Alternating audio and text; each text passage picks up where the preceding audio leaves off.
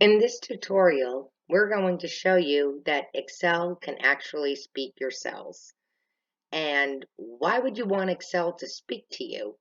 Well, in this example, we have a spreadsheet of disbursements. And let's say that you also have paper copy that came in.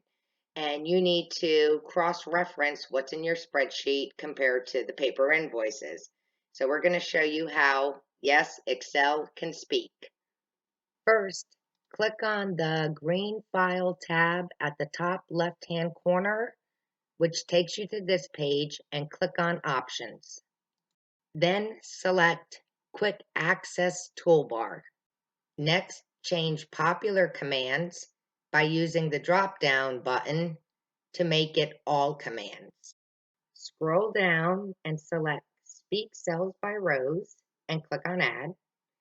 Then select Speak Cells by Column if you want that one and click on Add.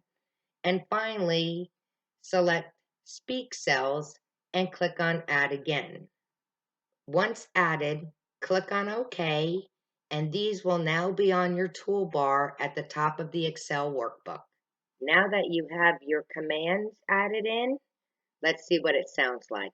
You're going to highlight what you want spoken to you, and I have it set to speak cells by row, and then you're going to click on Speak Cells. March 8, 2019. ABC Roofing. $15,386.20. May 26, 2019. Crown Pavement. $5,643.65.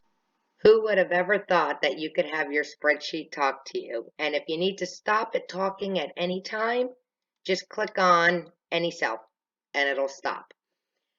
As always, give us a like, comment, and subscribe, and visit us on the web at graycompconsulting.com. Thank you.